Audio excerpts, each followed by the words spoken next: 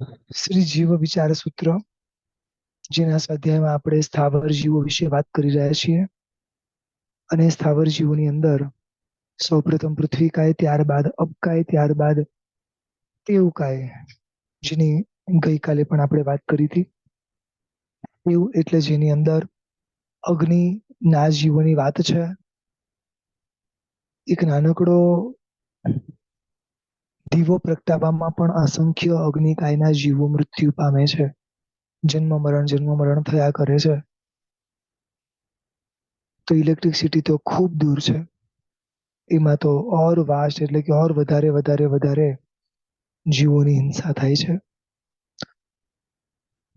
પ્રયત્ન કરવાનો, જ્યાં જ્યાં જરૂરી નથી ત્યાં ઇલેક્ટ્રિસિટી વાપરવી નથી, અથવા જ્યાં અમુક જગ્યાએ સેલ નાખેલા છે પરંતુ એ વસ્તુઓ આપણે વાપરતા નથી, તો એની અંદરના જેટલા પણ સેલ છે, જે પાવર આવતા હોય છે, એ પાવર સેલ આપણે કાઢી નાખવાના.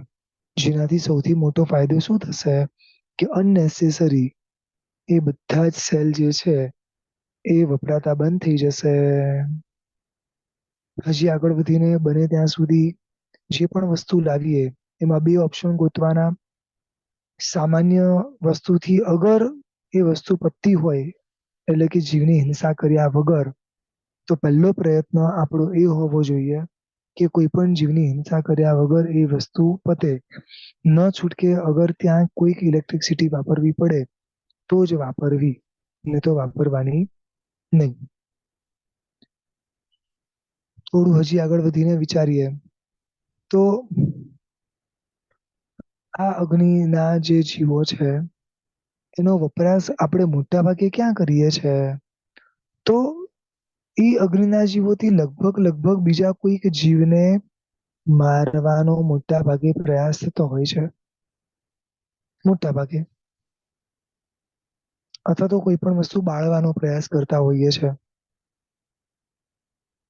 કોઈ જીવને મારીએ તો અગ્નિકાયથી કોઈકને મારવાનો દોષ લાગે, અથવા તો કોઈ વસ્તુને બાળીએ તો એના થકી શું થાય? તો કે એ અગ્નિ અને સાથે આજુબાજુ વાયુકાય વગેરે બીજા કોઈ બી જીવો હોય તો એ જીવોને પણ મારવાનો દોષ લાગે છે. ઘણા શ્રાવિકાઓ છે જેમણે એમના દીકરા દીકરીને કહી દીધું છે કે કદાચ મૃત્યુ નિશ્ચિત છે, એ પાક્કું છે. કોઈ બી ક્ષણે અગર મારું મૃત્યુ થાય ને તો કોઈની પણ રાહ જોતા નહીં. જેટલું બને એટલું જલ્દી મને બાળી નાખજો. સમજાય છે? કારણ કે 48 મિનિટથી વધારે જયારે આ શરીર સમય લે છે તો 48 મિનિટ પછી અસંખ્ય પંચેન્દ્રિય મનુષ્ય, સમજાય છે, જીવોની ઉત્પત્તિ થાય છે. એ સિવાય બીજા તો ઘણા બધા. સો બેઝિકલી આ પણ એક વિવેક રાખજો. ઘણા અમુક એવી કન્ટ્રીઝમાં કે અમુક જગ્યાએ રહે છે જ્યાં 2-3 દિવસ સુધી આ વસ્તુ માટેની પરમિશન નથી મળતી.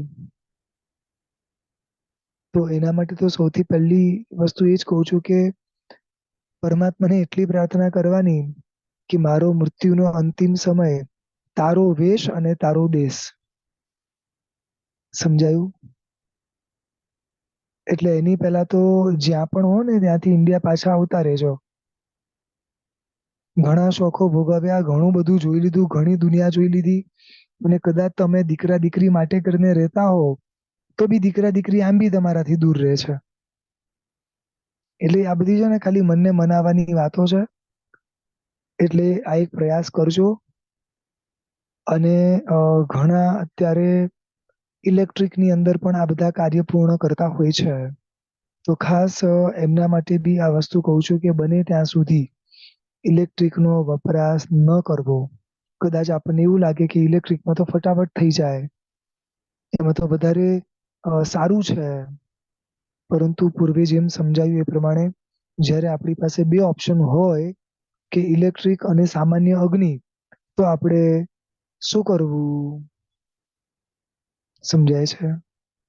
સામાન્ય અગ્નિ ભલે કદાચ 1-2 કલાક લે, પરંતુ આપણે એ અગ્નિથી જ આ વસ્તુ કરવી.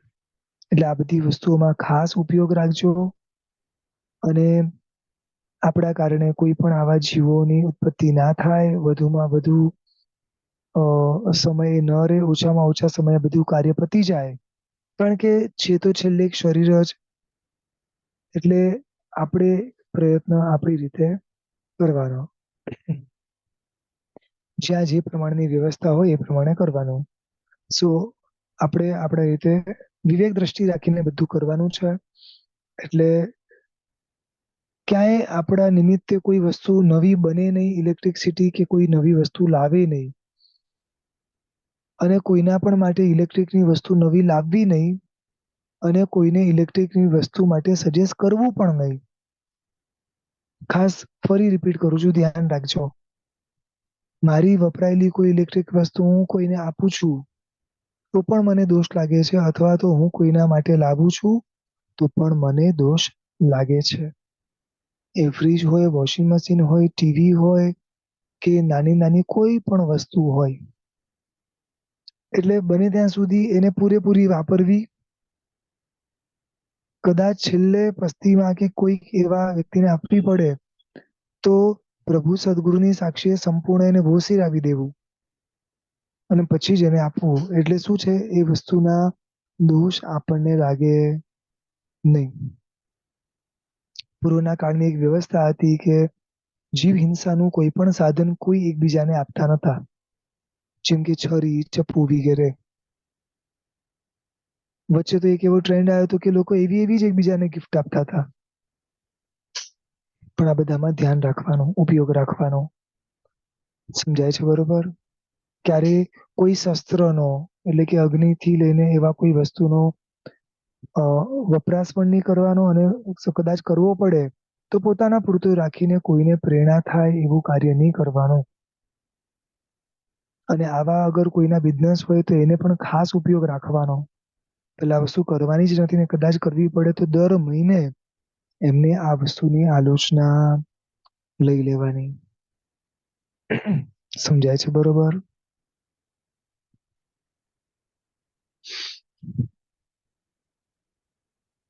તેવું કાય પછી વાત આવે છે વાયુકાય. વાયુકાય એટલે શું? અને એના માટેની હવે આગળ ગાથા બતાડે છે. ઉભામગ ઉક્કલિયા મંડલીમાં શુદ્ધ ગુંજ વાયાય ઘણ તણુ વાયા ઈયા વ્યા ખલુ વાવુ કાયસ.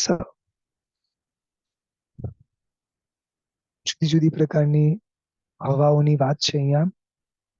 ઉપર જતો વાયુ, નીચે જતો વાયુ, મોટા મોટા આપણી ભાષામાં કહેવાય ને કે વાવાઝોડાઓ, આ બધું જ આની અંદર આવે. ગુંજરાવ કરતો વાયુ, શુદ્ધ વાયુ, પતલો વાયુ, જાડો વાયુ, આ બધી જ જુદી જુદી હવાઓ છે. આને પણ આપણે કહીએ છીએ કે 7,00,000 યોની છે. કેટલી? 7,00,000 પૃથ્વી કાય, 7,00,000 અપ કાય, 7,00,000 તેવું કાય ને 7,00,000 વાયુ કાય. હવાના જીવ વગર જીવન જીવવું અઘરું છે. કારણ કે શ્વાસોશ્વાસ એ 10 પ્રાણમાંથી એક પ્રાણ છે આપણો. ખ્યાલ આવે છે? એટલે હવાના જીવ છે તો સાચું કહું આપણું જીવન છે.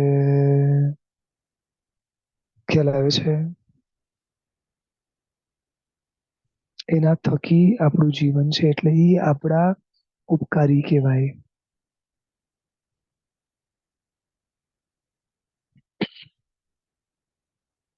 હજી એક સ્ટેપ આગળ કહું કે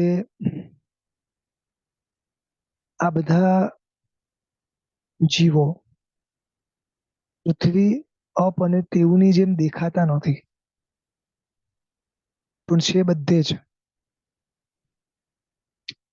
આગળ વધીને છે ને એક ભેદો આવશે, સૂક્ષ્મ અને બાદર.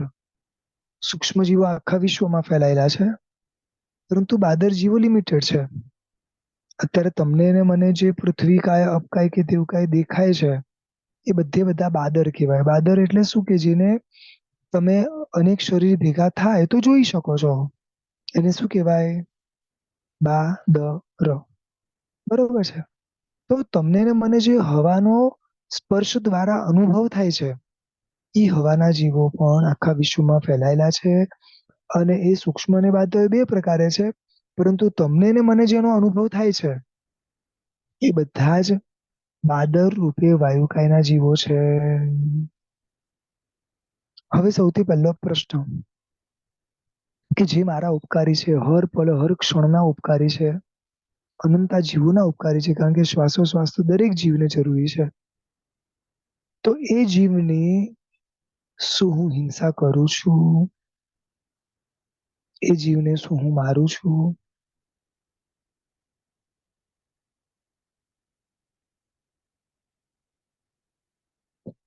ચલો નાની નાની વસ્તુથી આપણે ચિંતન શરૂ કરીએ. આપણે જ્યાં જ્યાં બેસીએ છે, ત્યાં આગળ વચ્ચે પોલાણ ભાગ ખરી ક્યાંય? પોલાણ ભાગ એટલે શું? બેસવાથી દબાય છે ખરી? આપણી બધી ખુરશીઓ, આપણા બેડ, આપણા સોફા, આ દરેક જગ્યાએ બેસીએ છીએ તો આમ જરાક દબાય છે ખરી? તો એનો મતલબ શું થયો ખબર પડી? હવાના જીવો ત્યાં હાજર છે અને હું એમને દબાવીને બેસું છું. એટલે તો આપણે સામાયિક પ્રતિક્રમણ વગેરે, તમને ખ્યાલ હોય તો પ્લાસ્ટિકની ચેર, આઈધર લાકડાની ચેર, આઈધર એકદમ સ્ટીફ કોઈ જગ્યા હોય, કડક જગ્યા હોય, એના પર જ આપણે બેસીએ છીએ. ઇવન આપણા કોઈ પણ સમણ સમણી ભગવંતો અગર આપણા ઘરે પધારે, બરોબર છે, તો એ જનરલી ક્યાં બેસે છે જુઓ તમે? ક્યારે આપણી કોઈ સ્પંચ વાળી, ગાદી વાળી ખુરશી પર કે કોઈ સોફા પર આજ સુધી ક્યારે બેઠા છે? લોખંડના ટેબલ પર કદાચ બેસશે, લાકડાના ટેબલ પર કદાચ બેસશે, લોખંડની કે લાકડાની ખુરશી પર કદાચ બેસશે, પ્લાસ્ટિકની ખુરશી ઉપર કદાચ બેસશે, આરસની કોઈ જગ્યા હશે કે લાદી હશે તો એના પર પણ બેસશે. સમજાય છે? બોલો, અત્યારે તમે ને હું જ્યાં બેઠા છીએ એ જગ્યા કેવી? કોઈ અત્યારે ખુરશી પર બેઠું છે, કોઈ સોફા પર બેઠું છે, કોઈ ગાદી ઉપર આરામ ફરમાવે છે. અમુક શાવિકાઓ છે જે શુદ્ધ જ્ઞાનનો ખૂબ વિનય કરે છે, જે જમીન પર બેસીને માથે ઓઢીને બેઠા છે. આ જ્ઞાનનો વિનય છે, જ્ઞાનીનો વિનય છે. પણ જો હું ગાદી પર બેઠો છું, ગાદી વાળી ખુરશી પર, તો ત્યાં વાયુકાય જીવની શું હિંસા થાય છે?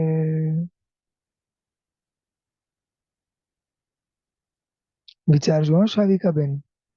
સામાયિક કરતા ટાઈમે જ પ્લાસ્ટિકની ખુરશી પર બેસવું એવું નથી.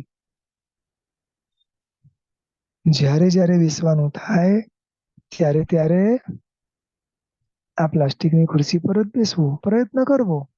જ્યારે જ્યારે આપણી પાસે આ ઓપ્શન અવેલેબલ હોય ત્યાં સુધી આજ ટ્રાય કરવાનો. સમણ સમણી ભગવંતો તો નીચે સુવે છે, સાવ નીચે એમ ના કહેવાય, સંતારો ને ઉત્તર પટ્ટો હોય, પણ એવી સાવ પતલું, આપણા કટાશના જેટલો થિકનેસ વાળો સંતારો હોય ને એક પતલું કોટનનું એક કપડું હોય, નીચે એકદમ સ્ટ્રેટ. આપણે તો સુવા માટે બી ગાદી કેવી જોઈએ પાછી? વ્યવસ્થિત, રાઈટ? મજબૂત, આમ જેવા બેસી આમ અડધી આંગળી તો નીચે જતી જ રે આપડી, બરોબર ને? એટલા તો આરામથી.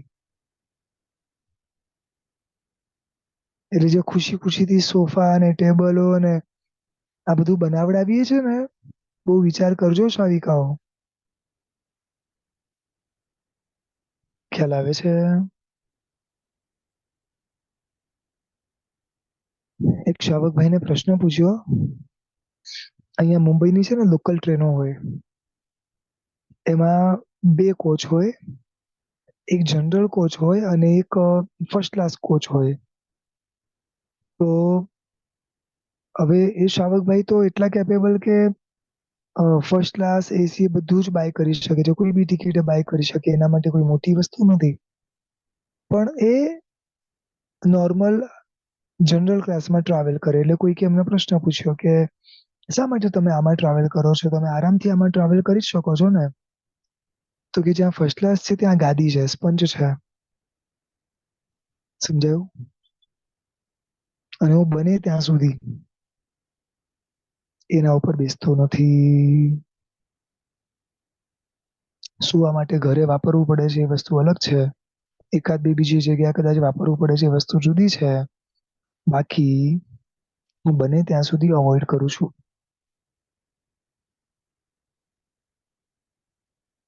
આપ સર્વે પણ અવોઈડ કરો છો ને?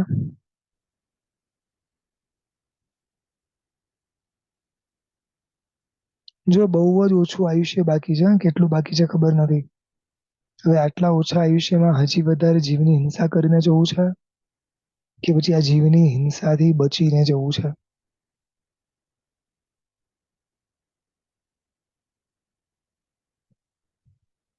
એટલે ખાસ એવી ખુરશીઓ કે એવી કોઈ વસ્તુ વસાવજો, ના હોય તો કદાચ એક વારે પરિગ્રહ નામનો દોષ લાગશે.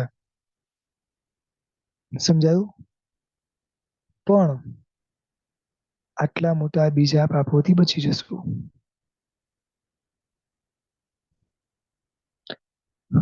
હજી એક સ્ટેપ આગળ. નાના હતા ને ત્યારે એક આવતું જમ્પિંગ જમ્પિંગ નું, જેના ઉપર આમ કૂદવાનું, આખું હવા ભરેલું હોય અને એના ઉપર કૂદવાનું. બરોબર છે? એટલે હવે આપણે એના ઉપર કૂદીએ, જેમાં શું ભરેલી છે? હવા. બરોબર. હવે જેમાં હવા ભરેલી હોય એના ઉપર કૂદીએ તો એમાં વાયુકાયના જીવની હિંસાનો દોષ લાગે કે ના લાગે? લાગે. બર્થડે હોય કે એવા કોઈ પણ પાર્ટી વગેરે હોય, તેમાં મોટા મોટા બલૂન્સ ફૂલાવીએ અને એ બલૂન્સ ચારે બાજુ ગોઠવીએ, તો હવાના જીવોને એક બલૂનમાં પેક કરી દીધા. કેટલી ગૂંગળામણ થતી હશે?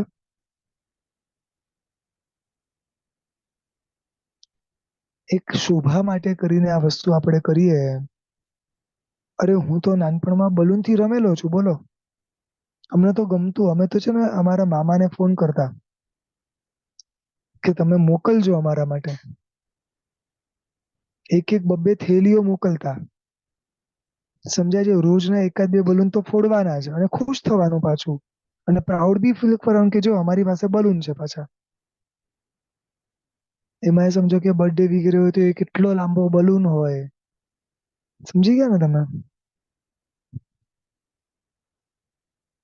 આ બધામાં વાયુકાયના જીવની હિંસાનો દોષ લાગે કે ના લાગે?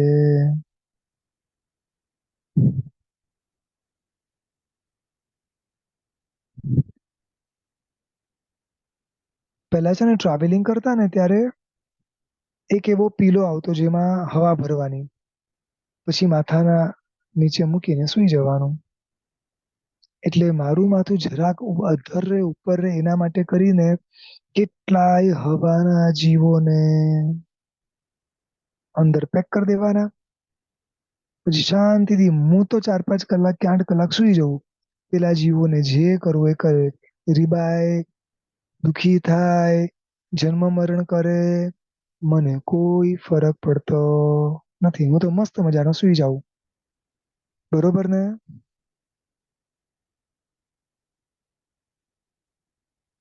કોઈ શાહિકા બેન કે છે કે રૂનું ગાદલું ચાલે, જે વસ્તુ દબાઈ નહી એ ચાલે. તમને લાગે છે કે આગળ દબાતું નથી તો ચાલે. જો આવું રૂનું ગાદલું ચાલતું તો સાધુ સાધ્વી બી વાપરતા ના હોત. જે સાધુ સાધ્વીને ચાલે એ શાવકને ચાલે. સમજી ગયા ને?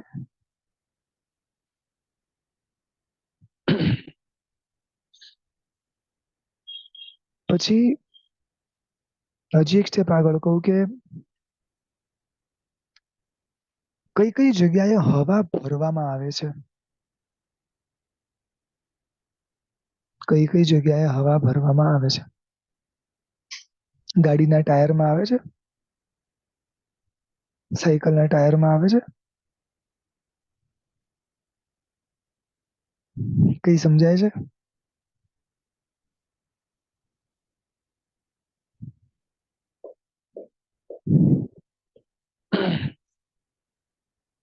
આવું તો કેટલું બધું છે. હું તો મસ્ત ગાડીમાં બેઠો છું.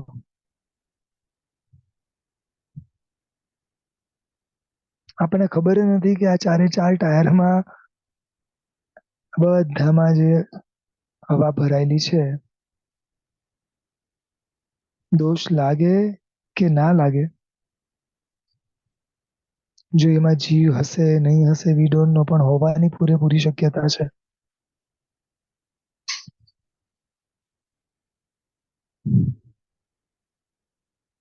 અચ્છા, તમે કોઈને જોયા છે ચા ને ફૂક મારી મારીને પીતા?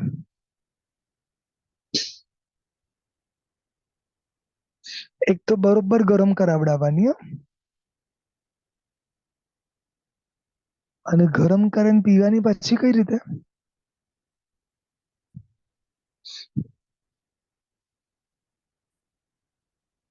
એટલે આમાં આ વાયુકાયના જીવની હિંસાનો દોષ મને લાગે કે ના લાગે?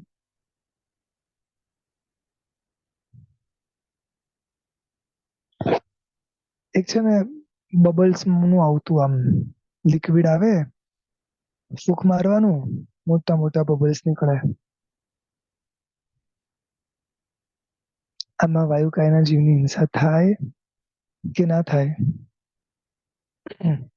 અમારા ટાઈમે એક જ બબલ્સ નીકળતા હતા. હવે મારા દીકરાનું પુણ્ય ગણો કે પાપ ગણો, એક સાથે એવું આખી સ્ટ્રીપ આવે છે કે પાંચ એક સાથે બબલ્સ નીકળે. બોલો, એક વાર ફૂક મારો ને પાંચ નીકળે. પાપની માત્રાઓ વધી ગઈ. સમજાય છે?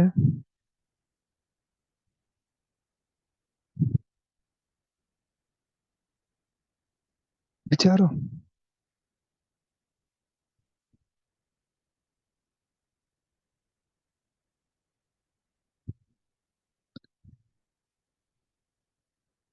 ઘણી બધી જગ્યાએ પંખાઓ લાગેલા છે.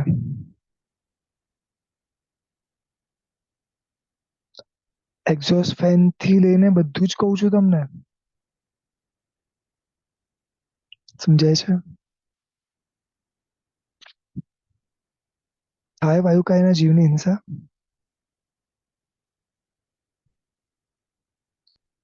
એક જણના ઘરમાં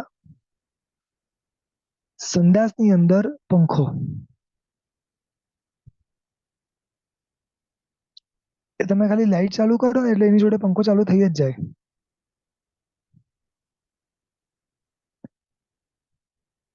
મનોસ્થિતિ આપડી શું છે? આટલું પણ સહન નથી કરવું? કશું સહન નથી કરવું બોલો. મેં શવિકાબેનને આ વાત કરીને મને કે સાહેબ હવે એ તો જૂની વાત થઈ ગઈ, હવે તો સેન્ટ્રલ એસી થઈ ગયા.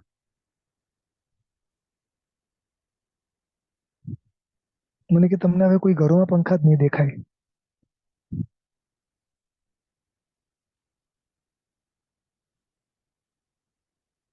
જરૂર હોય કે ના હોય, ઘરમાં એન્ટર થયું એટલે મિનિમમ પંખાનું બટન તો દબાઈ જ જાય. બરોબર ને? ગરમી લાગે છે કે ઠંડી લાગે છે એવું બધું વિચારતા જ નથી. પંખો તો જોઈએ એટલે જોઈએ.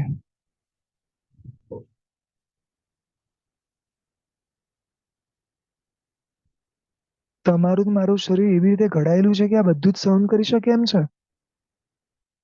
અને ઘણાને તો કેવું ખબર છે, નોર્મલ પંખો બી ચાલે નહી હે પાછો. કોઈ એક બે ઉપર હોય ને તો સીધું આમ જે બી મેક્સિમમ લિમિટ હોય ને 4, 5, 6 ની સીધું ત્યાં પહોંચી જાય.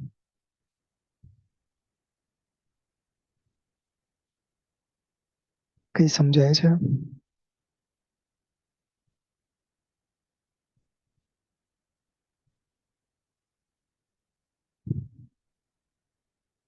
આ એ જ વાયુકાયના જીવો છે જેના થકી તમારું અમારું જીવન ચાલી રહ્યું છે.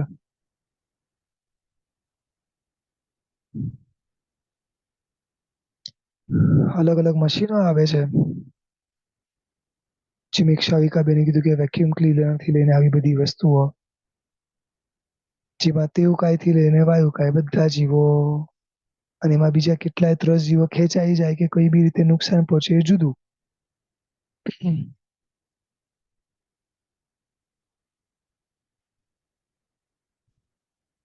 આપણે જીવદયાનું લક્ષ્ય જ છોડી દીધું છે, અનુકૂળતાનું લક્ષ્ય છે. હું ફરી રિપીટ કરું છું, બહુ ગંભીરતાથી આ વસ્તુને વિચારજો. મારી અનુકૂળતા શેમાં છે? આ મારું લક્ષ્ય છે. જીવદયા અગર લક્ષ્ય હોય ને તો ઘણું બધું બદલાઈ જાય.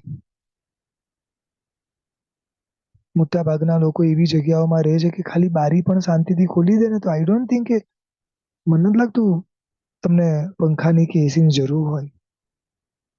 ક્યારેક પડે બી ખરી, માનું છું, પણ સાવ જ એવું નથી. આપણા બધા આજુબાજુના વાતાવરણ એવા સારા છે, પણ એક હેબિટ જ પડી ગઈ છે કે પંખો જોઈએ એટલે જોઈએ, એસી જોઈએ એટલે જોઈએ. અહીંયા આટલી ગરમી સહન નથી થતી, બીજા ભાવમાં શું સહન થશે ખાલી વિચારો. અને સહન નહીં થાય ને ત્યારે આર્ત ધ્યાનનું લેવલ ખાલી માપી જુઓ.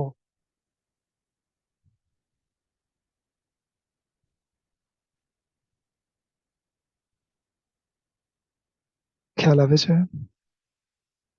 આ ભાવમાં આટલી સમજણ છે છતાંય આર્ત ધ્યાન અટકતા નથી, તો પછીના ભાવમાં આમાંથી 10% પણ હશે કે નહીં ખબર નથી, વી ડોન્ટ નો. તમને લાગે છે કે એ સમયે આર્ત ધ્યાન નહીં થાય? અઘરું છે, બહુ જ અઘરું છે. શમણ શમણી ભગવંતો ભર બપોરે ખુશી વળવા જાય, ભર બપોરે દરેકના ઘરે દાદરાઓ ચડે, ભર બપોરે બધી ગોચરીઓ વળીને પાસે પાછા ફરે. આવી ગરમીમાં શરીર ભીનું હોય, ઘણીવાર કપડાં પણ ક્યાંય ભીના થઈ જાય, એટલો પરસેવો હોય, અને આની વચ્ચે પણ હજી વધારે તમને કહું, એ જ ગરમીમાં બેસીને વાપરવું. તમે પણ કદાચ ગરમીમાં કામ કરતા હશો, હું માનું છું, પણ ગરમીમાં ખાતા નહીં હો, રાઈટ? મેં તો એક વાર કોઈક પ્રસંગમાં ભયંકર ગરમીની વચ્ચે એક રોટલી પણ ખાધી ને, ત્યારે મને ખ્યાલ આવ્યો કે શમન શમણી ભગવંત ખરેખર કેવી રીતે વાપરતા હશે. બહુ અઘરું છે, બહુ જ અઘરું છે.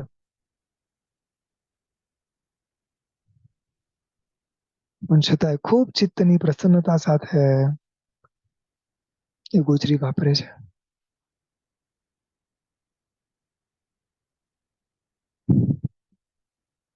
સત્વ આપણું ઓછું પડે છે, એટલે આ નાશવંત એવા શરીર માટે આટલા બધા અપકાયના જીવોની આપણે વિરાધના કરીએ છીએ. બાકી આ બધા જીવો માટે ખરેખર વિચારવા જઈએ ને, આપણે એક પણ જીવોને ના મારીએ. શેના માટે મારવાનો? એને મારવાનો અધિકાર આપ્યો કોણે? પહેલા તો મને એ સમજાવો. આપણી પાસે પૈસા છે, આપણી પાસે પુણ્ય છે, એટલે કોઈ બીને મારવાના?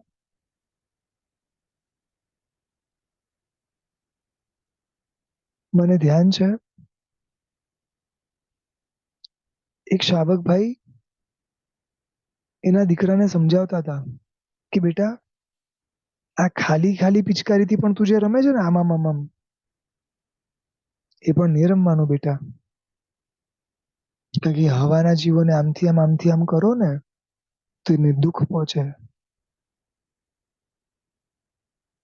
આપણા ઘડિયાળની અંદર કાંટાઓ ફર્યા કરે, બરોબર ને? ઇલેક્ટ્રિસિટી તો છે જ, પણ એ જ્યાં ફરે છે ને, એ જગ્યામાં જેટલી વાર ફરે એટલી વાર વાયુકાયના જીવની હિંસા થાય છે. જે જે આપણે હલાવીએ છીએ ત્યાં ત્યાં ડાયરેક્ટલી ઇનડાયરેક્ટલી વાયુકાયના જીવોની હિંસા તો મોટા ભાગે થાય છે.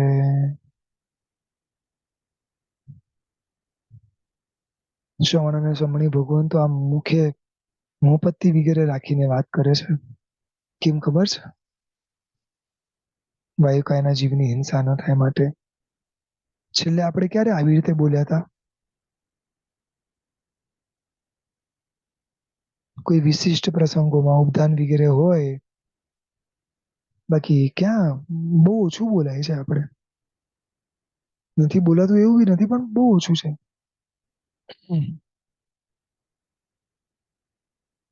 પછી જેટલી સ્પીડ વાળી વસ્તુ આપણે વાપરીએ, એમાં વધારે વાયુકાયના જીવની હિંસા થાય. એક નાનકડો દાખલો આપું છું કે ટ્રેનમાં જઈએ, બાય કાર જઈએ, બાય ફ્લાઇટ જઈએ, જેમ જેમ સ્પીડ વધે તેમ તેમ વાયુકાયના જીવની હિંસા વધે. એમાં મારા જેવા તો શું કરે ખબર છે? બધું કામ દિવસે અહીંયા પતાવે, રાત્રે ટ્રેનમાં બેસે, સવારે બીજી જગ્યાએ ઉતરી જાય. હવે એક તો આટલી સ્પીડમાં ટ્રેન ચાલે, એટલે કેટલાય વાયુકાયના જીવ મરે, અને એમાં પછી અંધારામાં ટ્રેન ચાલે. એટલે વાયુકાય સિવાયના બીજા કેટલાય ત્રસ જીવોની હિંસા હું કરું છું. સમજાય છે? એવા એવા શ્રાવકો જોયા છે જે દિવસે જ ટ્રાવેલ કરે છે. બોલો, સૂર્યાસ્ત પછી ટ્રાવેલ બી નથી કરતા. ક્યારે જોયા શમણ શમણી ભગવંતને? ઘણા બધા કારણો છે આવા તો.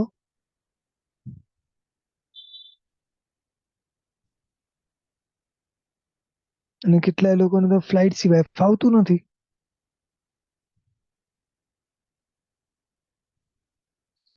અને ઘણાને તો છે ને, ગાડીમાં કે ટ્રેનમાં બેઠા હોય તો બારી પાસે જ જોઈએ. બારીની હવા ખાવા જોઈએ.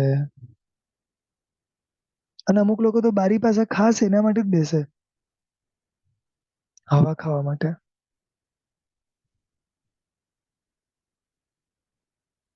જોયા છે આવા લોકોને?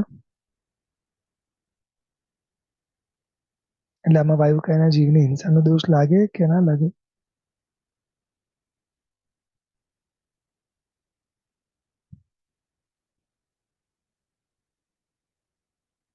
ઘણા જીવો ખડખડાટ હસતા હોય, જોર જોરથી બોલતા હોય, તાળીઓ પાડતા હોય, કુદાકુદ કરતા હોય, દોડતા હોય. ભગવાને તો ચાલવાનું બી નીચે જોઈને કીધું છે. તો દોડવાની ને કૂદવાની વાત આવી ક્યાંથી?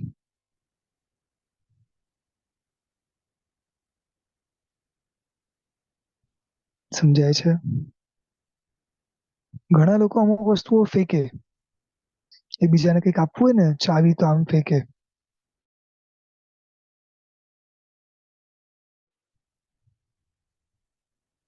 ફેંકાય બી નહીં. સમજાય છે?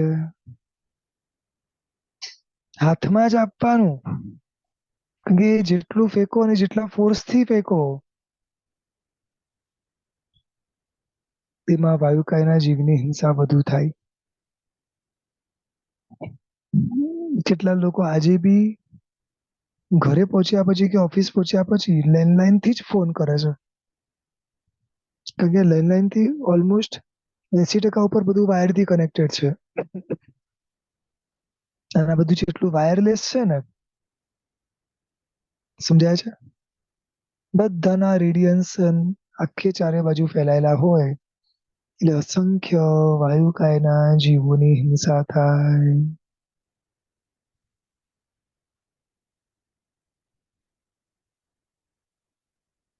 એક જગ્યાએ એક શ્રાવકભાઈ બેઠા બેઠા ફોનથી પંખો ચાલુ કર્યો. બોલો. ઉભા થયા વગર નીચે બેસીને મોબાઈલમાં બટનો દબાયા, પંખો ચાલુ થઈ ગયો. એ સમજાય છે? પેલા તો વાયુકાયના મરશે જ મરશે, પણ એ સિવાય આ બધા જેટલા પણ વાયરલેસ કનેક્શન્સ છે ને, એ બધામાં ઓર મરશે. અને આપણે પાછા પ્રાઉડ થી કહીએ અમે હવે સ્વિચો રાખતા જ નથી, બધું અમારે રિમોટ કંટ્રોલ થી થાય. એક શવિકા બેને ત્યાં તો અડધું કામ એલેક્સા કરી આપે. બોલો, એલેક્સા દરવાજો ખોલો, એલેક્સા દરવાજો બંધ કરો, લાઈટ ચાલુ કરો, લાઈટ બંધ કરો. માણસને ઊંઘાડે પણ ગીત સંભળાવતા સંભળાવતા, અને માણસને સવારે ઉઠાડે પણ બોલો.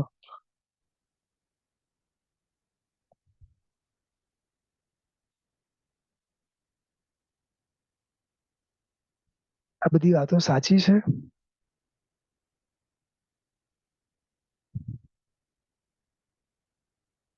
જોયા વગર જોરથી દરવાજા બંધ કરવા, બારી બારણા બંધ કરવા, ડ્રોવર જોરથી ખોલીને જોરથી બંધ કરવા, બધામાં વાયુકાયના જીવોની બિનજરૂરી અનનેસેસરી હિંસાઓ છે.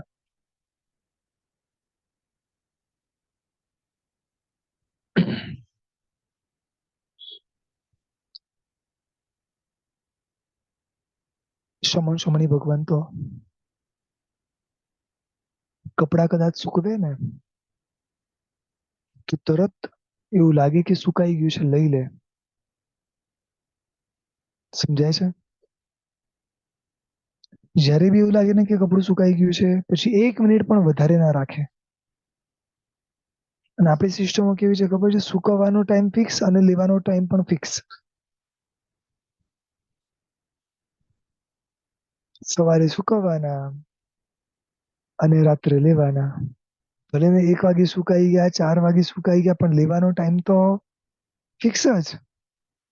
બરોબર ને?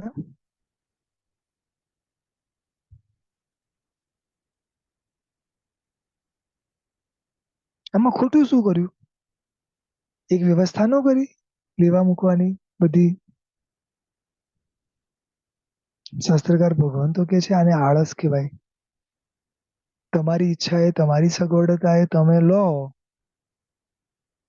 એને શું કહેવાય? આળસ. કપડું સુકાઈ ગયા પછી પણ અગર એ ત્યાં પડ્યું રહે છે, અસંખ્ય વાયુકાયના જીવોની હિંસાનો દોષ એને લાગે છે.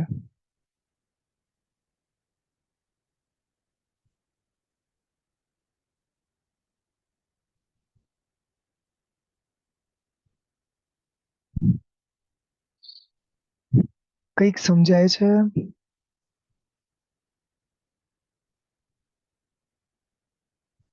થોડી આળસ છોડશું ને તો ઘણા બધા વાયુકાયના જીવોને બચાવી શકે એમ છે. 2-2 કલાકે ચેક કરી લેવાનું, જે સુકાઈ ગયા હોય લઈ લેવાના. પતલા અને નાના નાના કપડા તો આઈ થિંક સુકાઈ જાય.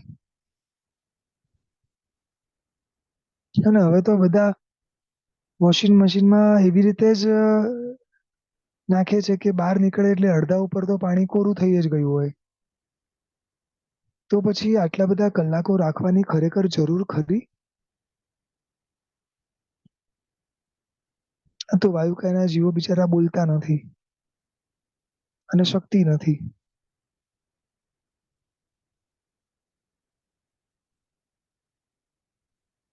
બહુ અઘરું છે.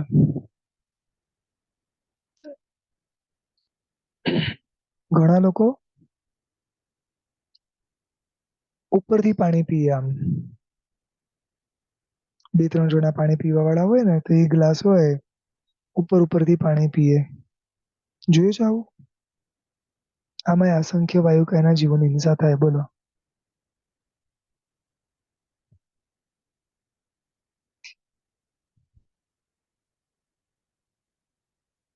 કેટલા દોષો છે નાના નાના, વિચારો.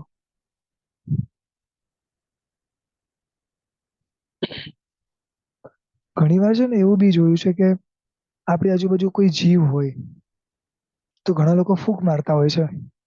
ફૂંક મારીને ઉડાડ દે. અહીંયા એ બી ના પાડે છે. ભાઈ એ જીવને આપણે દૂર કરવો છે તો બીજા જીવને શું કરવા હેરાન કરવાનું એમાં? વાયુકાના જીવને હેરાન કરવાનો એમાં? એક નાનકડું કપડું લો કે કોઈક એવી સોફ્ટ વસ્તુ લો જેનાથી સહજતાએ ધીમેથી લઈને ક્યાંક મૂકી દો. સમજાય છે? ફૂંક નહીં મારવાનું. કોઈ પણ વસ્તુ ઉપરથી નીચે પણ નહીં ફેંકવાની. ટ્રેનમાં ટ્રાવેલ કરતા હોય કચરો સીધો બહાર ફેંકી દઈએ. આપણા હાથથી જમીન સુધી પહોંચતા વચ્ચે જેટલા જીવો આવ્યા ને બધા જ જીવની હિંસાનો દોષ મને લાગી જાય.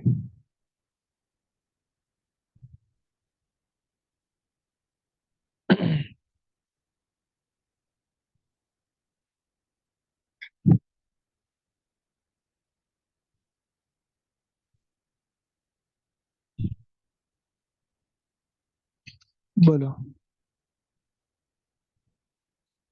આવા બધા દોષો હજી પણ લગાડવા છે.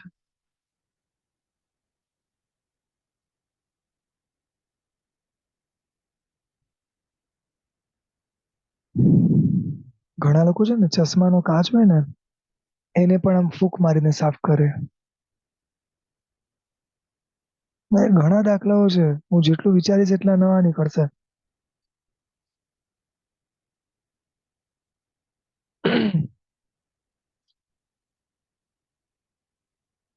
શરીરને રોગો આવતા અટકાવવું હોય ને તો નેચરલ લાઈફ જીવવાની શરૂ કરો.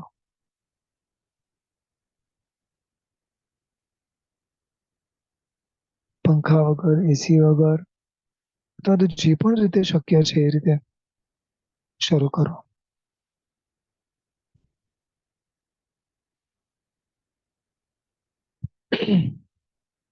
ઘણી વાર આપણને ખબર બી નથી કે આપણે જયારે અમુક શબ્દો બોલી દઈએ છે ને ત્યારે પણ કેટલી હિંસા થાય છે. આજે બહુ જ સરસ પવન હતો. તમારા માટે સરસ હતો. એ વાયુકાના જીવ તમને અથડાયા. શું બોલ્યો? વાયુકાના જીવો અથડાયા, કૂટાયા, ઘસાયા, પછડાયા, મરી ગયા કે દુઃખી થયા.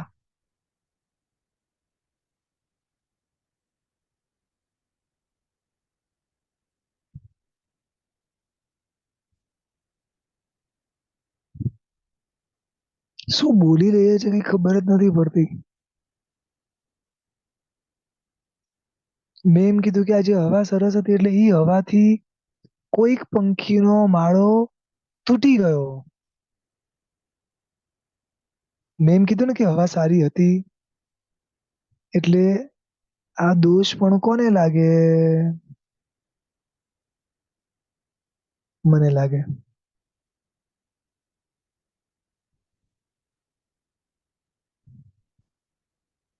ઘણા લોકો છે ને અમદાવાદ વગેરેમાં રહેતા હોય એ લોકોને પતંગ ચકાવવાના શોખ હોય. ઘણા ચગાવે નહી પણ જોવા જાય. ઘણા તો સ્પેશિયલી અમુક જગ્યાએ કાઈટ ફેસ્ટિવલ માટે જાય. બોલો. જવાય, જોવાય, કરાય.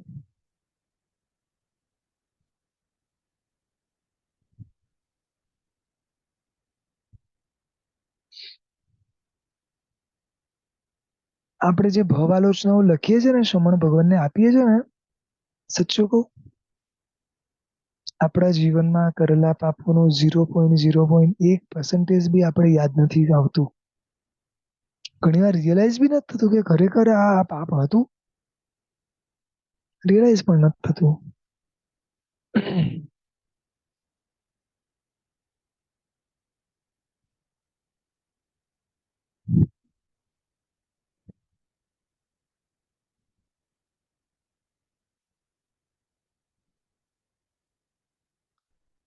એમ કે છે કે ઘણી જગ્યાએ હવાના જીવો એમને મરે છે એટલે કે જરૂર વગર મરે છે. આખા ઘરમાં એક સાથે એસી ચાલુ હોય, પંખો ચાલુ હોય, બોલો મરે? એટલે સેન્ટ્રલાઇઝ એસીમાં જવાનું નહીં. તમે એવી બિલ્ડિંગોમાં ઘર લો જ્યાં આગળ આખું બિલ્ડિંગ સેન્ટ્રલ એસી છે. બોલો.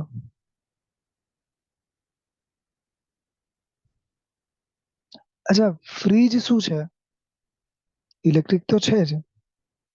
શું છે? એક પ્રકારની ઠંડી જેવું થયું ને, એસી જેવું જ થયું ને.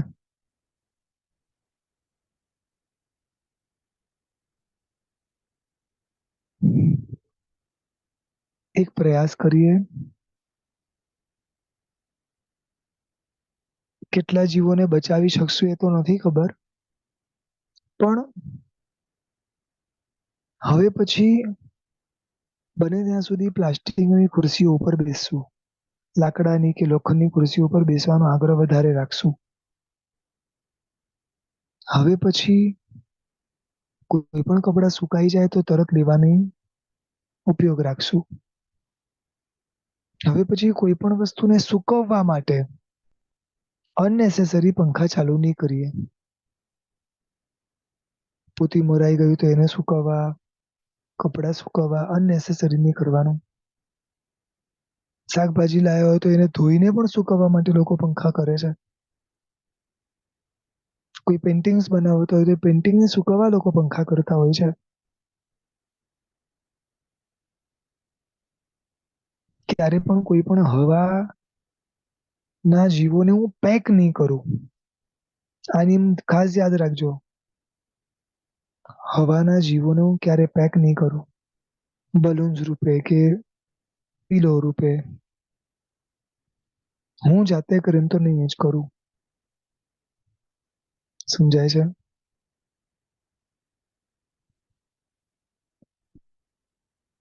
આ એ જ હવાના જીવો છે જે પરમાત્માની આજુબાજુ ફરતા હોય છે. અને ચારે બાજુ પરમાત્માને અનુકૂળ થઈને રહે છે. બસ પરમાત્માને પ્રાર્થના કરી કે પરમાત્મા અત્યારના કાળ પ્રમાણે લોકોને એસી વગર ચાલતું નથી. અમને એવું સત્વ આપો કે એસી પણ નહીં અને કદાચ પંખો જરૂર પડશે તો વાપરશું. પોતાના હાથે પોતે સ્વિચ નહીં દબાવીએ. પોતે કોઈને પંખો કે એસી કરવા માટે પ્રેરણા નહીં કરીએ. પોતે જોર જોરથી તાળીઓ નહીં પાડીએ. જોર જોરથી હસવું નહીં.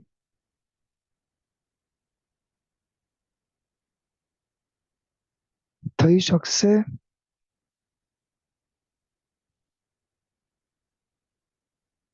ગાડીમાં બેસતા પહેલા ટાયરને જોઈને યાદ કરશો કે આમાં હવાના જીવો ભરે છે. એની ઉપર આપણે બેઠા છીએ. એના આધારે આપણે બેઠા છીએ. અને લેવાઈ રહ્યા છે જ્યારે શ્વાસોશ્વાસ ત્યારે તો ખાસ યાદ કરશું.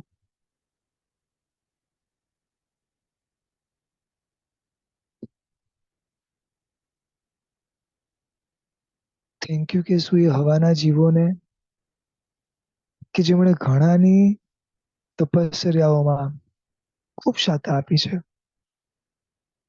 ઘણા સાધકોને શાતા આપી છે.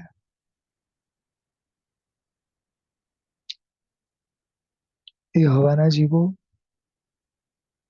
જે ઘણીવાર આપણી સુધી ઘણા બધા સંકેતો લઈને આવતી અમુક અમુક પ્રકારની હવા અમુક અમુક પ્રકારના સુકન દર્શાવતી અમુક અમુક સંકેતો લઈને આવતી. આ એ હવાના જીવો છે કહેવાય છે સ્થાવર પણ સ્વાભાવિક તીરછું જવાના સ્વભાવ વાળા છે. પોતાની ઈચ્છા પ્રમાણે હલનચલન નથી કરતા સ્વભાવ છે. બસ ખાસ થેન્ક યુ કહીએ કે તમારા થકી અમારું જીવન છે. અમારા ઉપકારી તમને જેટલા બને એટલા ઓછા વાપરશું. ઓછામાં ઓછું તમારા જીવની હિંસા થાય એવા અમે પ્રયાસ કરશું. અને આજ સુધી જે તમને અમારા થકી વેદનાઓ મળી છે એ માટે અનંત અર્યંતો અને સિદ્ધોની સાક્ષી ઈચ્છામિ દુક્કડમ. કરશો પ્રયાસ? કોઈને ઈચ્છા થાય હવાના જીવની આત્મકથા લખવાની તો લખજો, છૂટ છે. જેટલું ચિંતન કરશું એટલા નવા નવા પદાર્થો મળશે, એટલી નવી નવી જગ્યાઓ દેખાશે અને આપણે આ બધા ચિંતન કરતા કરતા અટકી જશું પાપોથી. કદાચ ન બી અટકે તો એટલીસ્ટ ઇન્ટેન્સિટીમાં ફરક પડી જશે. સવિશેષ આવતીકાલે પ્રભુની આજ્ઞા વિરુદ્ધ કંઈ પણ બોલાયું હોય તો ત્રિવેદે ત્રિવેદે ઈચ્છામિ દુક્કડમ.